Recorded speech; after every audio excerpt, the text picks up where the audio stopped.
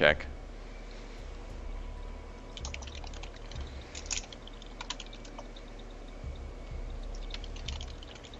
I'll get Doom in, hopefully.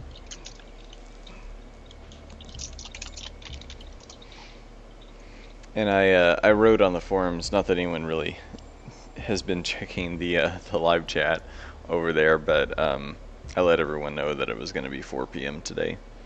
Yeah, I saw. I check. I'm on the forums all day. Yeah. How are the spam bots going these days? Oh God, I don't even want to talk about it. Still horrible. I've got a guy who's been helping us with, No, it's been less. Okay. It's been less. Maybe like 4 or 5 a day. Okay. Sometimes not even any. So. There's a guy who's helping us with some vaguely IT things, like getting some new software, kind of project management type stuff up and running, time tracking things like that. And once he kind of wraps up with some of those just like businessy things, I was going to have him maybe do some tune-up on the forums. Okay. Maybe help get a wiki set up on our hosting package, something like that, possibly. Yeah, and Doom is also on the website, the forums all day. We may not be viewing it, but I always have it open. Yeah. I've been keeping away from the chat box. We had a pretty heated discussion in the chat box the other day with Mason, Doom, and I. Heated bad or just heated interesting? Heated interesting. I don't think it was bad. No one's mad at each other? Is that... Let's hope no one's mad. I got a little bit exasperated, but I think... Oh boy. It was still a good talk. It was fun. It was on the nature of the... I'm trying to think of the quintessence of information. Alright. Like, is information eternal, or does information decay? And you guys argued about it? Well, Mason argued about it. I didn't need to argue because I was right. Hang on one second. What did you say, Matt? I do have music. Maybe it's just not piping through. Let me try turning it up and we'll see what happens. Let me know if you hear this. I'm increasing the volume some now. So you're on a delay, obviously, but let me know if you... Hopefully that didn't come off too arrogant, what I just said. I didn't hear it, so I make no... I said there was... Mason argued I was right, so I didn't argue. I didn't have to argue. My position was correct. It was still fun. Those are the kind of discussions I like. Yeah. Well, you do seem to enjoy those discussions, but yeah, I wanted to make sure we weren't starting some kind of flame war about like, I don't know, like the theory of knowledge and information on the forums or something like that. No, what did you say, Matt? Oh, it sounds fine now? Yeah, I could turn it up just a tiny little bit. Doom wants me to ask you about fonts. Oh, what about fonts? We could talk about fonts all day. I know we could. So, while we're getting people in the chat, on my stream, I had shown my yearbook off, and apparently the lady, the teacher in charge of the yearbook, used Comic Sans. As they do. And Yearbooks are a good I place basically, for it. Okay. See, I hope you heard that. Basically, chat. I'm joking. Oh, were you? Okay. Well, I had made a comment that I didn't see a problem with it, and I didn't have the choice. And chat was incredulous over this fact, and you know. Well, but I mean, if it wasn't your choice, why? I guess. Because it's Twitch, and that's what chat does. You're a bad person because your yearbook used Comic Sans, even though you didn't design it. Yeah. Well, that's not true. You went to clown high school. I was on the yearbook team. I did design the yearbook. I just didn't choose the font. Okay. So are we? I mean, are we like actually debating the merit or lack thereof of Comic Sans, or kind of where do you want me to go with this? I said I don't care about fonts, and they said if you say that in front of Baker and Matthew, they will slap you. Doom I said mean, that. I don't care about food as much as you do. Like, you know, I'm not as attuned to various tastes and flavors, and That- I've cooked many a thing for myself that was horrible, and I'm sure it would shame any chef. But I made it. I ate it. I don't care. You made your yearbook. You're fine with it. You don't care. Like, Right, and that was my position. I was just like, look, I'm not a graphical designer. Let the graphical designers worry about fonts. yeah. I don't. I mean, I use Times New Roman 12-point double space because that's what I always used. Well, okay, so this would be an interesting conversation to have Matt on, but Matt's a Yeah, little busy right now, so I Matthew. don't. Matt, do you Matthew want to just talk said about the merits of Comic Sans or lack thereof? And Matthew just Matt, said. Matt Really, just you're gonna like ask about fonts? he just got really frustrated, so I think that's a no. He just pounded his table in fury.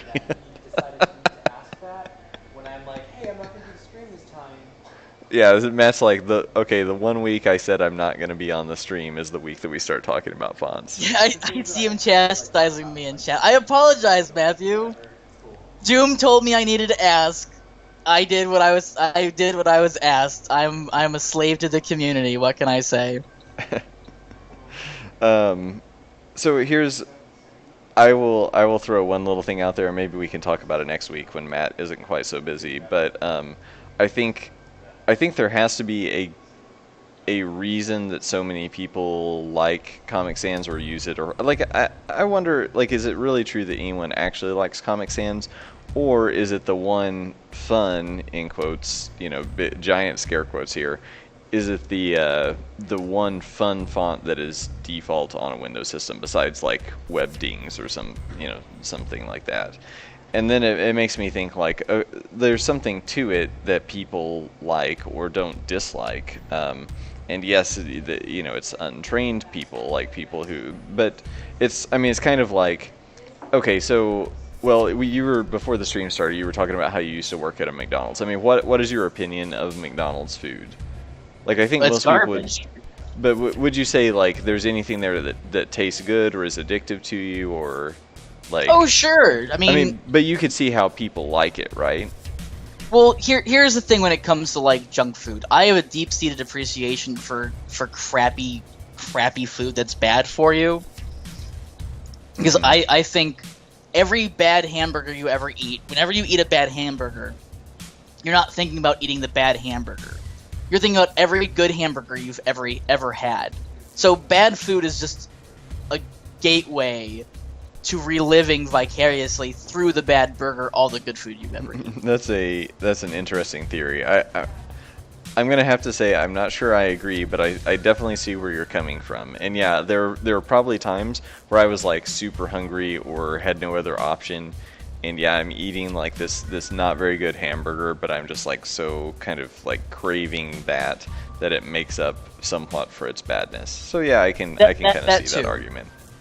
That too. It's like, and that I can see.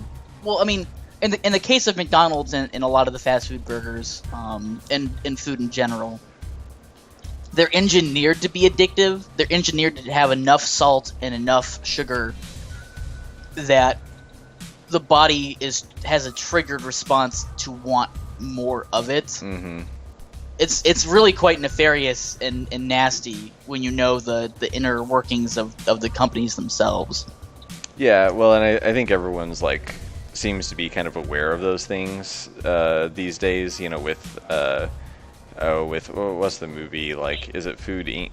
Is it Food Inc. or what am I thinking of? Supersize Me. Well, yeah, like probably that. But Although that movie was a hit job, it had all the research they did was basically like not backed up or verified. Yeah, it seemed. I actually have never seen it, but it did seem a little bit like. I'm always very wary of something that comes in with a very strong angle, because I like to be as even-handed as possible. So I hate kind of the, one-sided arguments where you basically like find everything you can use to sling mud and then like sway people. Like how people are constantly talking about how there's like, I forget, it was what they make chicken nuggets by like expeller pressing like chicken leftover stuff and then like use. It's a finely diced chicken sludge that they extrude mold. Yeah, but there was this whole thing about how they used not bleach, but some other chemical to like destroy the bacteria in it. But apparently McDonald's doesn't do that anymore. But it still like pops up in Facebook feeds. All these like kind of like super gross. It just sort of it's ammunition to make a point about how bad McDonald's is, even if it's like no longer true or whatever the case may be. So I'm always like taking everything with this huge grain of salt. Like, well, if you come in with an agenda, I'm probably not really gonna believe half of what you're telling me. But anyway, we're getting like way off topic because we were talking about Comic Sans. Let me see if I even have Comic Sans on this computer. I don't remember if it comes on Max by default. Also known as crack cocaine, Matthew says. And Paz no longer eats fast food because she's on a strict meal plan. Oh, no, here we go. We've got Comic Sans. So here's the deal. Like, let's blow it up really big.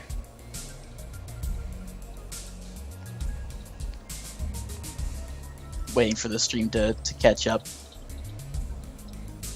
So I'm just going to make it black.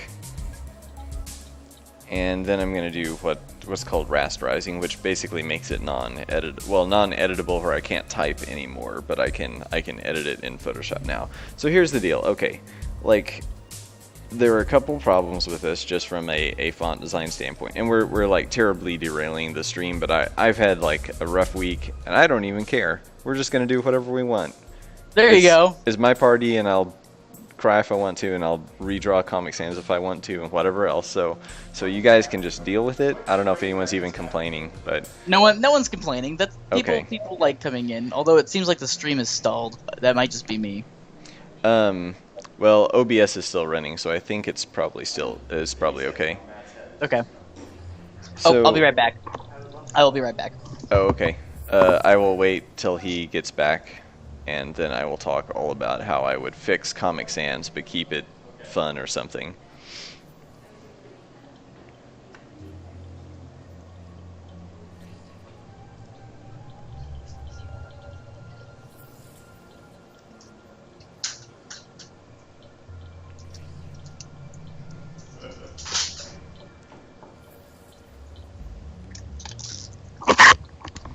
Alright, sorry about that.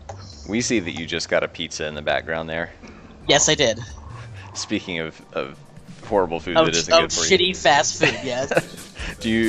Are you hungry? Do you need to eat? Because I'm just gonna talk for the next like 30 minutes about Comic Sans. So like. No, go right ahead. I'll grab a piece of pizza. I'll just turn off the webcam real fast. Okay, so we people can don't see me, hide like, your shame. Yeah, so people don't see me shoving food in my face. All right, we got Vasey's logo. Just imagine him stuffing as much pizza into his mouth in one go as possible. I'm gonna eat the whole large pizza in one bite. Okay, so here's the deal. Like, there are several typographic things that are actually like legitimately wrong with Comic Sans. I mean, the whole idea is I don't know really why it's called comic unless they mean like it's not really like comics, like, like the funny papers. I'm assuming it's supposed to be like fun, and funny is why they called it comic. And yeah, so it's a sans serif, but it's just like, it's basically just drawn with a crayon, right? Like someone took like a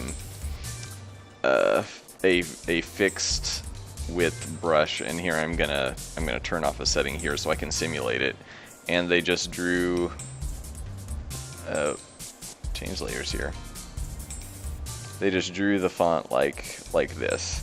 It's the same width all the way around, and all other fonts, even sans serif fonts that are well designed, actually have some differentiation in the stroke weight depending on kind of what direction the stroke is going, and it all comes really from well, there's a bunch of visual balance type stuff that goes into it, like visual weight of the stroke so it doesn't look too heavy and chunky, but most of this kind of originated from calligraphy. So you would have I'm going to simulate a calligraphic brush here really quick if I can. So, you know, if you draw an S like this, like that looks really nice, right? I mean, we're used to seeing calligraphy. We're used to this sort of the idea kind of in our culture that that's you know, that that's a nice kind of way of writing text, and most cultures have their own sort of calligraphy or something that was drawn with a brush or a pen, something that has variable width depending on which direction the stroke is going. So, you know, if I draw a stroke this way, it's thin. I draw it that way, it's thick. It's just a visually pleasing thing. Whereas doing the fixed width here with that same just kind of like marker just held in my hand, like you know, like it, or a crayon or whatever, it's just not very visually pleasing. It looks childish because it is so just kind of like clumsy or like it's just one thing. There's no nuance to it. So if I were to, let's say, do a quirky handwritten font, which is, you know, what my assumption would be, what makes people like Comic Sans is it's like it looks quirky and handwritten, and so they're like, oh, I need to make some, you know, crappy flyer for the school or for my business or whatever the case may be, and they go to Comic Sans because it's the only thing available. So let me switch back to my my more useful brush here. So what I would start by doing, and I'm not even going to just redraw it from scratch, but I'm going to go through and kind of fix some things really fast here, and we'll see what happens. So the first thing you want to do is make it so that the horizontal strokes are slightly thinner than the vertical strokes, because visually, like for visual weighting, like weight as in heaviness, that looks what I just drew, where it's got a thicker horizontal bar there compared to the vertical bars. That is less pleasing than the other way around. I'm sorry, hang on, let me switch tools. Oh, come on, switch to rectangular marquee. So thinning out that stroke a little bit, that is more visually pleasing and more balanced. That's just kind of a rule of thumb for typography and for graphic design. Like it basically the idea, it all has to do with us being used to seeing things kind of in terms of gravity. So imagine that this is a ladder, like it's a ladder with thick posts here. That looks like, you know, you see that and maybe it looks sturdy, but it definitely looks heavy and kind of like chunky. Whereas having like heavier posts and thinner crossbars looks a little more elegant, but also still sturdy. So because we have that kind of just built into our brains from seeing so many things, your eye, or at least if you're trained, you pick up on the fact that one of these, the one on the right here, is actually more pleasing to look at than the other. It just feels more refined, more intentional, more elegant. If basically that's the one thing across the board that I'm going to do to this, but I'm also just going to try to give the shapes a little more flow. So, you know, you can have an M that's kind of written with these different angles of, you know, kind of weird angles to these bars, but you want to have some kind of consistency from letter to letter, which I'm not really going to be able to achieve right here, but I'm probably, as I go, going to like add a little bit of that consistency just because that's how I tend to draw things. The other thing is just like there are a couple of weird quirky things that don't fit, like this little notch on the C. I'm probably going to work that in, but what I may do is actually work it into the other letters, because that's actually a serif kind of. I believe it would be called a beak or something along those lines. I start forgetting my typographic terms. But if we have that, then we really want something like that on the M, even if it's very subtle. You know, something that gives the impression of a little bit of a serif.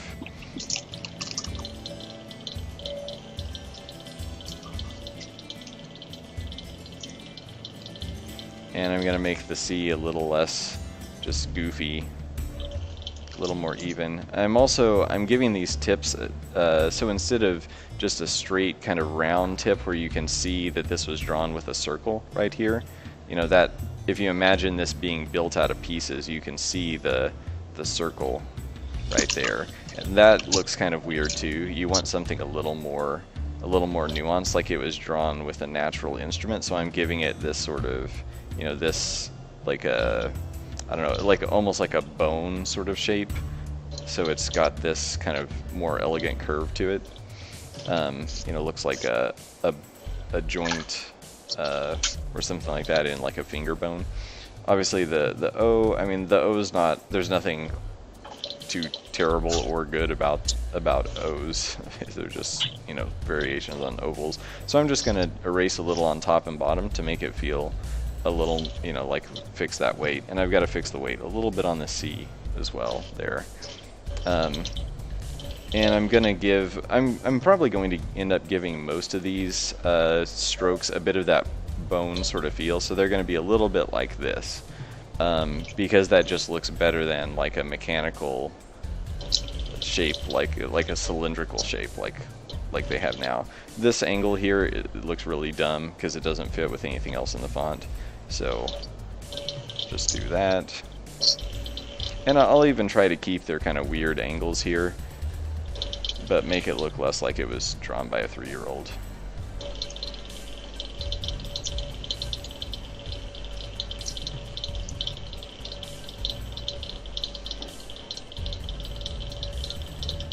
I'm getting some kind of weird background noise on your end, Visay.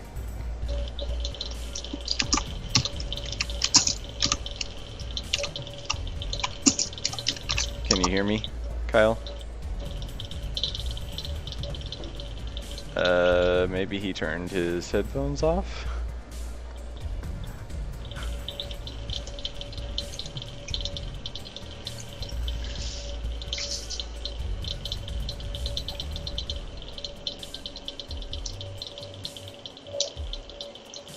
So I'm kind of fine-tuning these to make them thinner. Got to give this guy a little bit of that notch.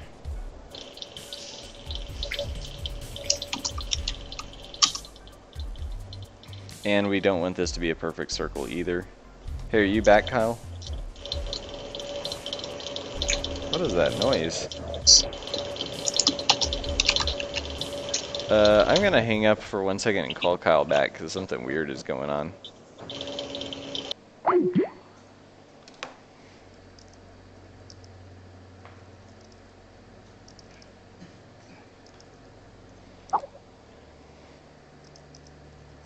Okay, he'll call me back in a second.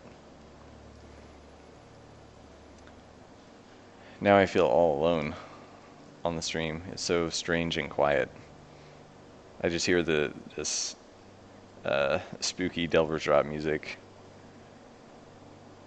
Just broadcasting myself into the void of the internet. I don't even have the chat open. I don't know what's going on out there.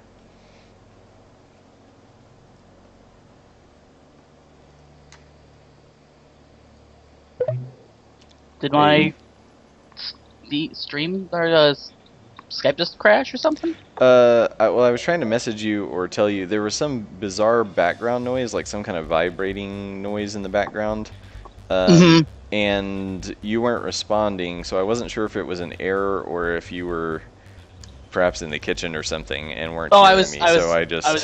I was eating. That the vibrating sound you heard was probably the fans to my computer. Sorry. Oh yeah, it was something like that. It was kind of strange. So, and maybe since the mic, that was all your mic was picking up, like that's all we could hear, and it was getting kind of loud. So, anyway. Oh, I'm sorry. No, it's fine. Like, I didn't know what it was or if it was just Skype being dumb or something. No, it's my fans are having some, I don't know, something's caught in them or something. I need to clean them out. So Comic Sans, am I right? Yeah, I'm getting closer here. You're getting closer to having redrawn it slightly. Oh, okay. To make it better. And I mean, then when I'm done, I'll zoom out here and we'll see like if people think like my fast tune-up of just like you know, while not totally redrawing the shape, like basically having someone who's done some font design and some hand lettering just take a very fast crack at it. We'll see which one's better. I mean, this is taking me like 10 minutes or something like that.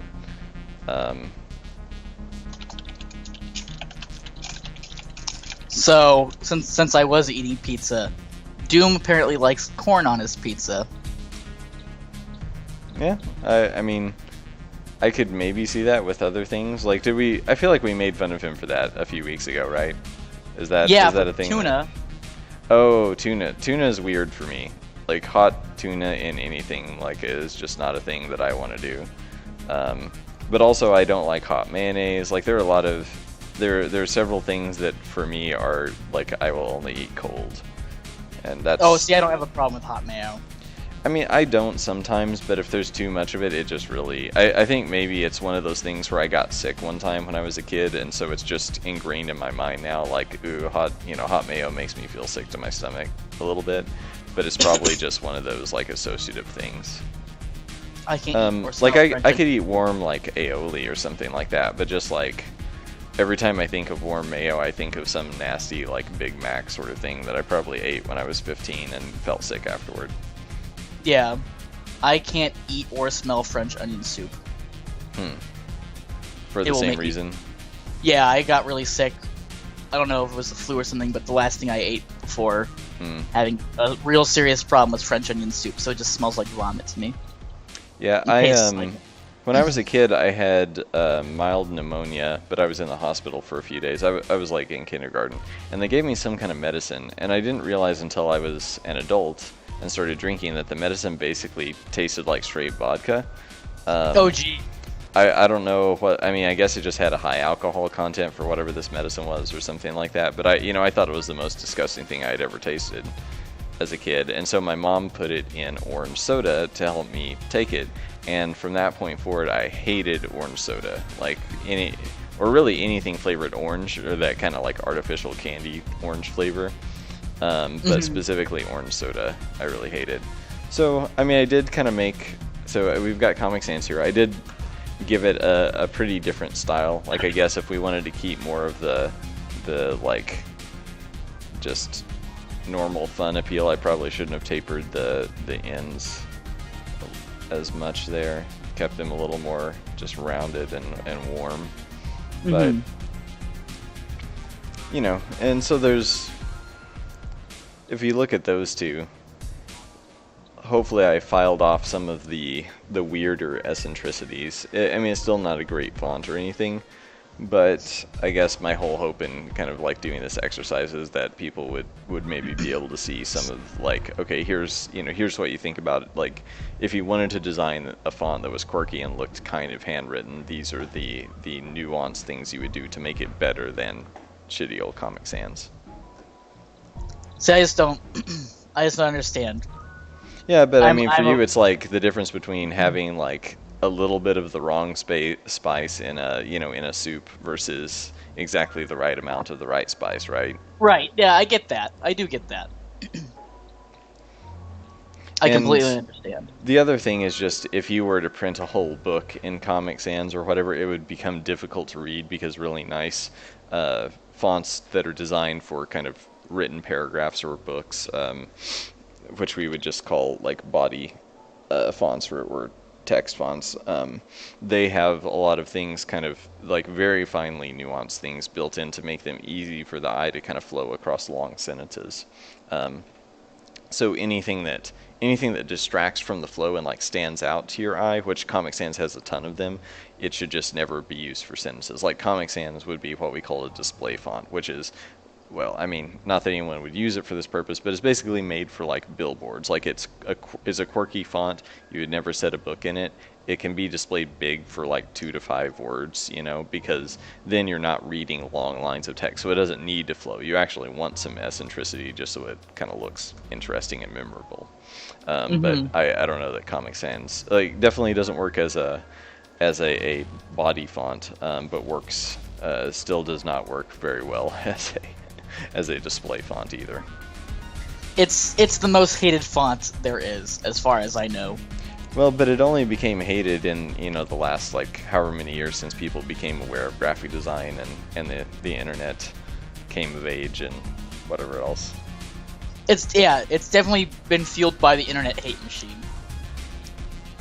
Which I'm fine with. I mean, the more people that like eventually,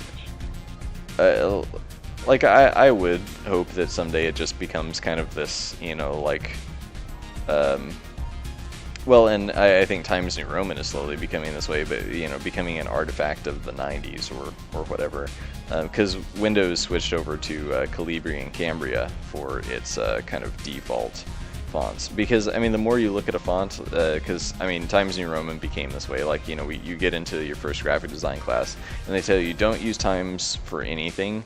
Not because it's a bad font, because it's actually a well-designed font, but it's just because everyone's seen it so much that it just looks like you didn't even pick a font. It just looks like you just went with the default, so it wasn't even intentionally designed. Right. And I mean, Times I wouldn't say is the most pleasing font, but it does have a lot of nuance. Like it was, it was, at least the font we used was based on the font made for. I don't actually know like which newspaper or whatever, like but the Times. Right. What is your favorite font? It kind of changes over time. I mean, for the longest time, my favorite font was Gotham, and I would love to use it for Delvers, but they're very kind of like protective of the rights, and it's very expensive and things like that. So have used some like free Google fonts, and we're probably going to end up switching to a paid font that's similar, called Function, because I had to use it for a project a while ago, quite a bit, and go away Comic Sans. And it's I mean, it's very similar to Futura, which is kind of one of the Futura was like one of those like early-ish 1900s sans serifs, and it's called a geometric, so the O's are close to perfectly circular, which is not the case for most fonts. I see. Doom wants me to say thank you for, quote, teaching me fonts. Okay, you're welcome. It's fun. I like talking about it. So this top one is Function, the bottom one is Futura. So you can see that they're very similar. Futura is kind of a weird font. I mean, it was very popular for, like, a lot of you will probably recognize. You've probably seen it used quite a bit. These geometric fonts came back into vogue, I feel like, in the last kind of 5 years, more than they were for a while before. But I think it was probably popular in like the 60s and maybe before, and then they were sort of out of fashion for a while, and now have come back in. It goes with, originally we had bought this font to use for Delvers, or actually to use for the predecessor for Delvers way back, which was also a geometric sans called Evelet. And we were going to try to use Evelet because it has these weird alternates, but basically they just kind of go a little too far, is what it ended up being. I don't know if I have the right palette to look at this. I need a specific type palette, I think. I'm forgetting how to do this in Photoshop because I usually do it in Illustrator. Oh wow, the delay today on Twitch is crazy. So Function has these cool alternates, or sorry, TJ Evelet has these cool alternates. I can't say that word today for some reason, but it becomes very hard to read. So we kind of like this idea, but then just in practice, it didn't work out that well, but we ended up sticking with the geometric sans, but then I couldn't figure out if TJ Evelet, well, for one, it doesn't have a lowercase, which makes it a little hard to use for some stuff in the UI and all.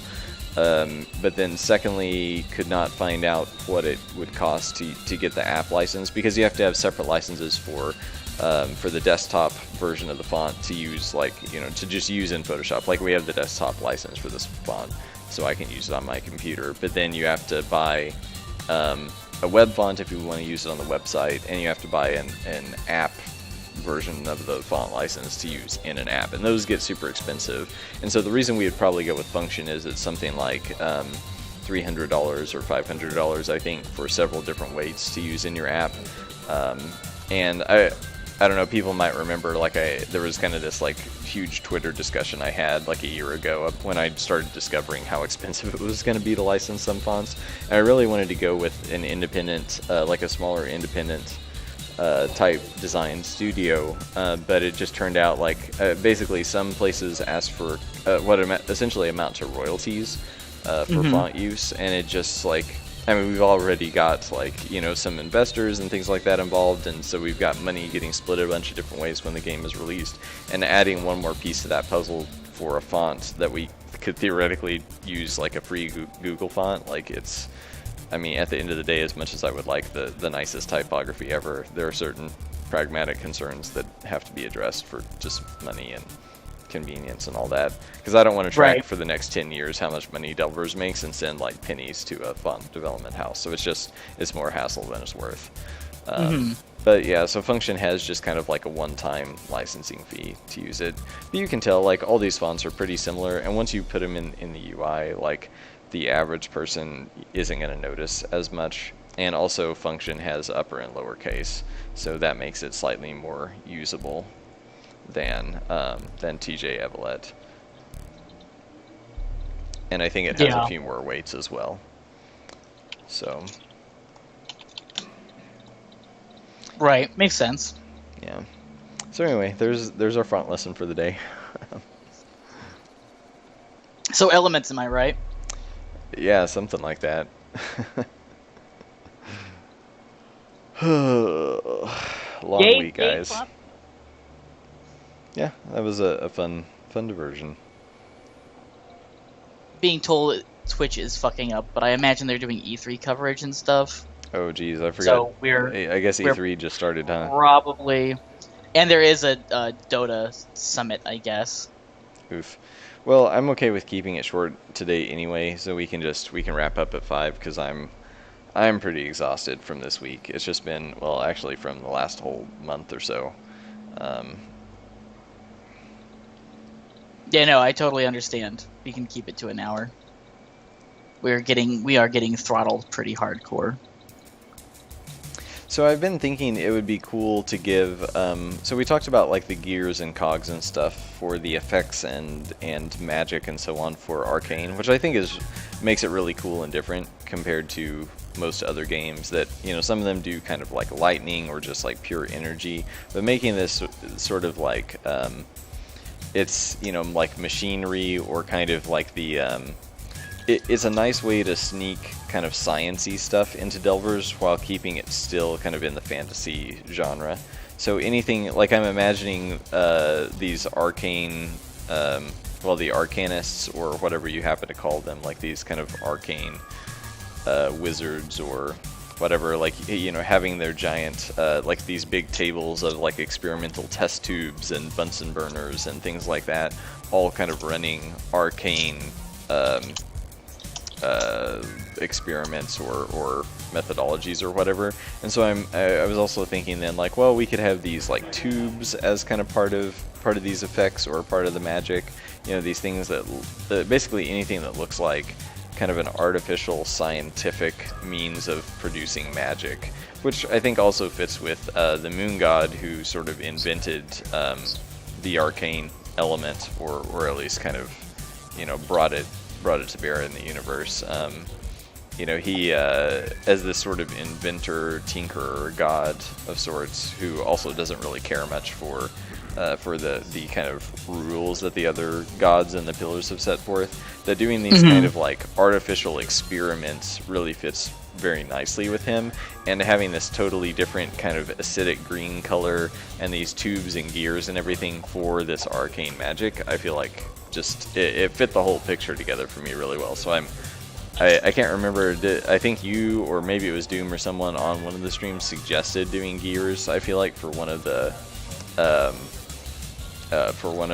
companion spirits, and it's really kind of resonated with me since that got mentioned. Was that I may be scarab? misremembering, but maybe it was the scarab. Yeah, but, I don't know. You know, I think before that I kept trying to make arcane look like pure energy, and it was also pink for a while, and I guess like it always just looked like lightning or something. Like it looked very similar to the lightning element, which I didn't really like to begin with. So making it green and unique for, I can't think of another game that has like this like a magical element that is the sort of principle of chemical mechanical energy, like sort of bundling all of the like the non-natural kinds of energy and experimentation or manipulation of matter together into an element is a really cool idea to me. Yeah. Also, Doom mentions Tron power lines. That Tron kind of power lines. like that vibrant glow that Tron has. Mm-hmm. And we had this might be a little spoilery, so I guess shut your ears if you are super opposed to spoilers. But we had talked internally about you finding these kind of experiment rooms in the drop, and having what amounted to like test tubes and all this kind of stuff on a big table. So and there might be like a big boiler in the room, or just or some kind of a like a Vita chamber or something like that, for lack of a term, or like a some like the sort of thing where they would be doing like cryostasis experiments or whatever. Like probably not literally cryostasis, but you kind of get what I'm going for. Like someone's doing experiments on living beings of one sort or another.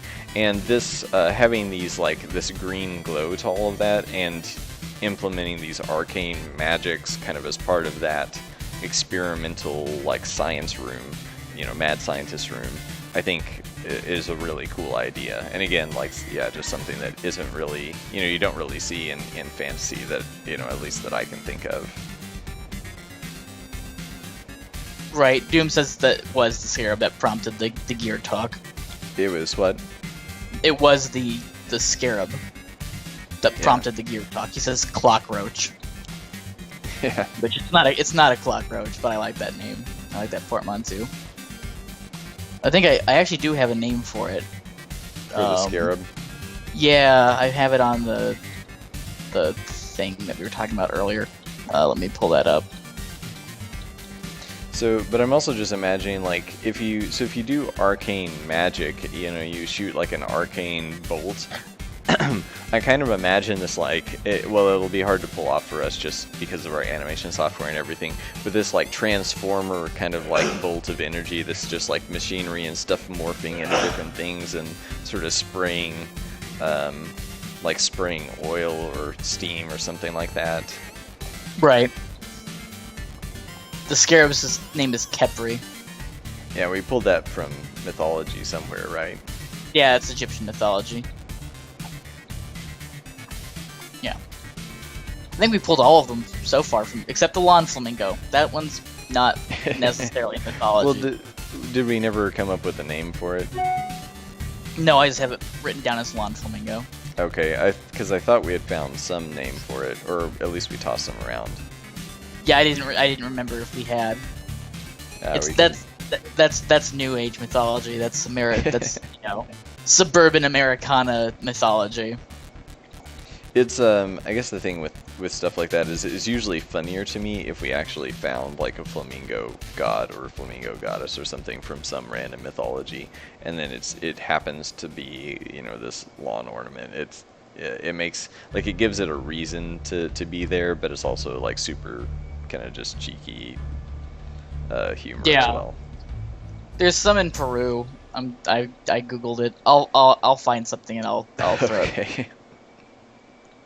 Flamingos apparently in Egyptian mythology were associated with Ra.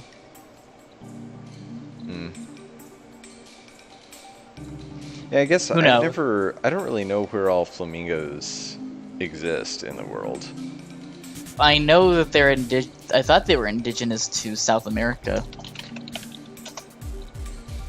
I've never seen one. But if they're associated with Ra, they would also be in. Yeah, Egypt. they're indigenous to South America. I'm looking at the map now.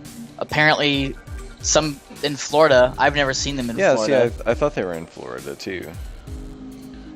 India, so Arabian Peninsula. Basically anywhere tropical, pretty much worldwide, huh? Yeah, most of the coasts of Africa, not in the interior.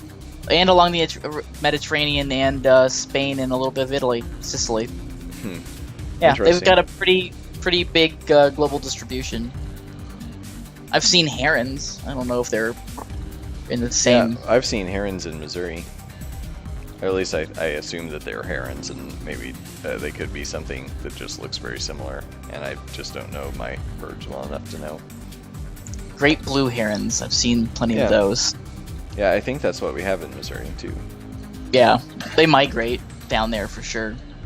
Anywhere there's wetland, although I don't really usually associate wetland with Missouri. We have some, kind of. Mm. Yeah, I mean, like in the Boot Hill where I'm from, southeast Missouri, there are a few kind of wetland areas. Like it actually, I believe, before the Civil War, the Boot Hill was all swamp, kind of like near the Mississippi, and they drained it at some point in history.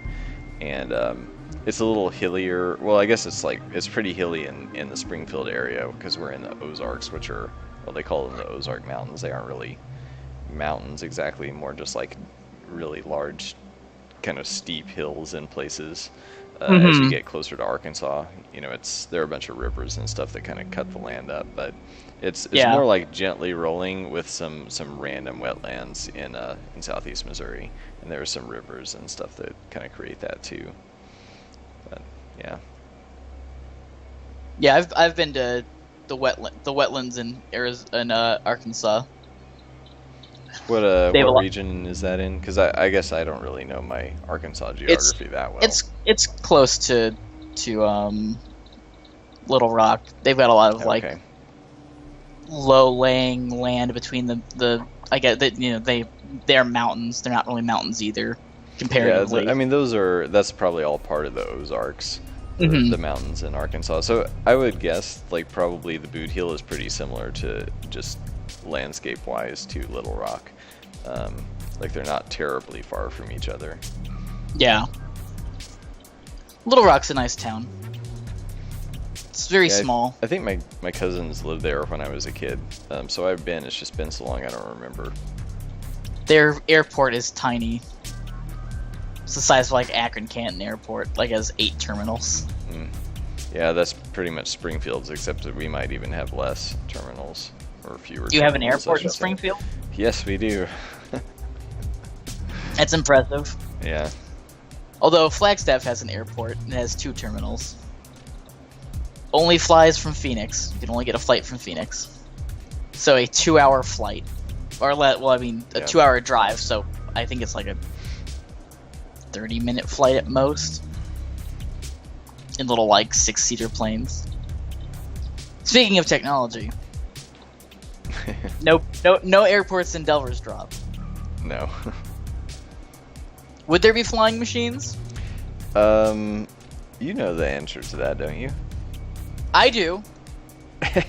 So you're just baiting me with A that little question. bit. Sure. So, and I haven't completely figured out the timeline on all this, so there won't be anything like this in Delvers Drop. But at some points in history, there would be essentially like dragon-powered, like you would have like an airship that would be kind of pulled around by a dragon or other kind of winged creature, phoenix, something like that. And they would also be able to. I mean, since the space, kind of in quotes, in Delvers Drop is all like over the murk ocean. You could kind of fly from planet to planet, which is almost more like island to island, except just like over longer distances, using these kind of dragon craft and whatnot. Right. Does that sort of answer the question you were trying to get me to answer? Yeah, that is a perfect answer. For those of you who are able to see it through all the stalling, I'm continually being told Twitch is not having a good day today. Yeah, well, and we've only got like 10 minutes left until 5, and that'll be an hour stream. So I think between me having quite the long week and planning on going to see Avengers tonight, so we could talk about that next week. But yeah, we'll probably just call it quits here in the next 10 minutes or so. Yeah. Apparently there's also like a big Dota tournament that's going on. Yeah, that's fine. Of all the weeks to have that kind of interference, I'm okay with this week being the one. I'm ready to just go get dinner, relax, watch a movie. Have a beer. That's my Not suggestion. a gallon of vodka. Like I guess that wasn't on stream that we were talking about that. That wasn't on stream that we were talking about that, no, but it's probably the a good joke idea was, not. I think, well, someone in the office knew I was pretty worn out from this week and said I should just like crack open a beer on camera. I said, hey, if we're gonna do that, like, let's just go down to the crappy little liquor store down the street, since we're kind of on the somewhat seedy side of town. So there are these, you know, not so high end liquor stores kind of here and there on this strip, and yeah, I go down there, and the rule that someone in the office set was you can't spend more than $10, and you buy the biggest container of vodka possible, and then we just kind of pass it around the office and drink from the bottle. It's either going to be really shitty vodka and a lot of it, or really shitty vodka and not a lot of it for $10. Yeah, and I mean, just so everyone knows, we don't actually do that sort of stuff around the office, but that was just our idea of like, okay, well, if we're gonna have a crazy stream, this is how we do it. Might as well go. And your girlfriend's going to pick you up from work, I imagine, so you wouldn't be driving. It would be nice if she would, but I probably will have to drive. Oh, geez, yeah, they definitely don't want to be drinking. Probably a good idea not to drink if you have to drive. I don't know how far you're driving. Kids. Yeah, don't drink and drive. We makers of Delver's Drop do not condone the use of alcohol under any circumstances, but especially while you're driving or before driving. Go. Yeah, especially don't drink while driving, and don't drink right before you're going to drive. Just don't drink. Not a week before or after driving. But it might be a little extreme. Like, I think I'm trying to keep it PC for the kids here. Well, if you want to keep it PC for the kids, drinking is terrible. Don't do it. It tastes bad. Satan invented alcohol. Right, Satan invented alcohol, and if you drink, your parents will disown you, and your legs will fall off. Yeah, all the bad things that could possibly happen will happen. You'll go blind. But crack cocaine, on the other hand, great stuff. I think, wasn't there actually some kind of crazy additive that certain manufacturers were putting in vodka that would make people go blind? Or is that just where like people put like a vodka bottle up to their eyeball? It was some new weird, like, I think you would actually, like, your eye would absorb it and you could go blind that way.